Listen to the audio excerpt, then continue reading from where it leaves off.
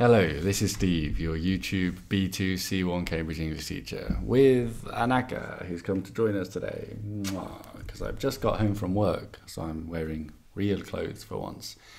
And we are doing Use of English Part 2 today, the open close. It's open because there's no options, and it's closed because there's a little gap, and they call that a cloze with a Z for some reason.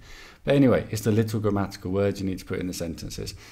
And what I've done is I've collected 80 of the most common structures, grammatical points for this part of the exam. I've just gone through a couple of old exams, well, a lot of old exams to find 80, because they do repeat the same ones again and again. You can learn them, you can study them. How? Well, I'd recommend doing it like this. Here we have questions 1 to 10. The first topic is about bird watching, then it moves on to about the use of stone tools from humans a long time ago.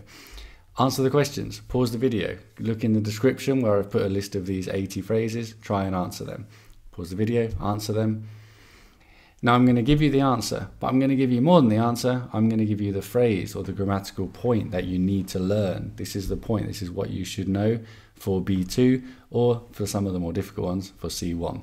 Obviously the questions are the same, but they're going to throw in some more obscure ones like number 5. This would not be on a B2 exam, that would only be on a C1 exam. And maybe number 7, the same. But some of them, like this, the first one I've seen on a B2 exam and a C1 exam, because it's a similar level. Anyway, those are the answers. For example, a great deal of, a good deal of, means a lot. To invest in something means to spend money in something, spend money on something. That will then give you a good return on investment, either make more money or give you something that you need. When it comes to is an expression you should know. What's more is an expression you should know. Give something a test run is an expression that you might be able to have a guess at. While or although, obviously for contrast, an easy one. To make use of something means to give something a specific use, to use something for a specific reason. Really, it means the same as use, but if you need a blank there, then it's going to be make use of. The comparative than, of course, earlier than previously thought. Sequential, causation for after. This has to be after because they spotted them, then they revised the date, and that's what happened in order, and there's also a causative meaning there. And to date back, a phrasal verb, meaning how long ago something happened. 3.5 million years ago, but dating back 3.5 million years, the duration. So there's the explanation. What I'd recommend you do to really learn these, what I did in my class, my C1 class, is to use these phrases in your own example. And can you actually use this phrase how it's supposed to be used? Try and really change it. So don't use the same verb. Don't just say, I do a great deal of shopping. No. Why don't you say, I ran a great deal yesterday. 10 kilometers. Yes. I ate a great deal for lunch. It means a lot. You can use it to mean a lot.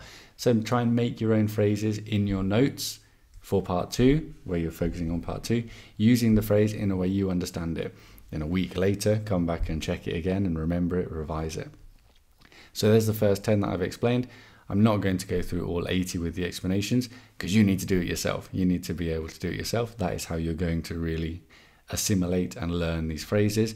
And as I said, regular study, write them down, remember them, come back a week later, give yourself a test. Give yourself a test like this. So as I said, they're all in the description. I'll put the answers up here. We have 11 to 20, and the answers, relative pronouns, anything but, some difficult ones, some easier ones. 18 is quite difficult, 20 is quite difficult. 21 to 30, pause it, or if you're doing it like this, or if you've got them, the questions are in the description for you to copy and paste. Regarded as, seen as, described as, lots of expressions with as. Cash in on, very difficult one. Figure out, yeah, easy. Some more relative clause.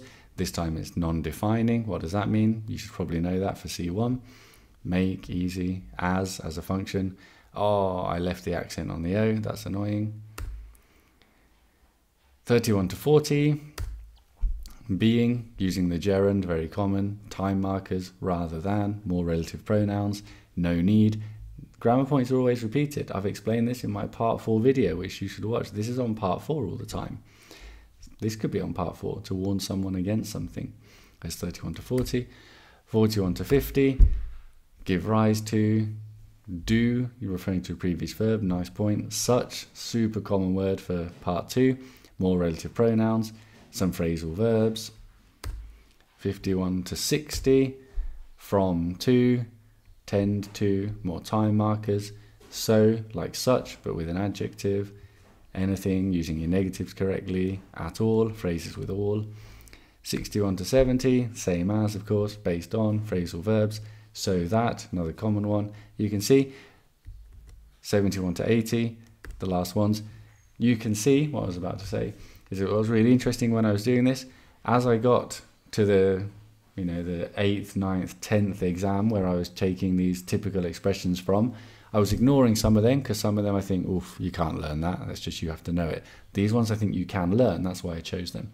But as I got to the 9th or 10th exam, they started repeating, and it started getting to the point where I was ignoring more questions because I'd already included that grammar point.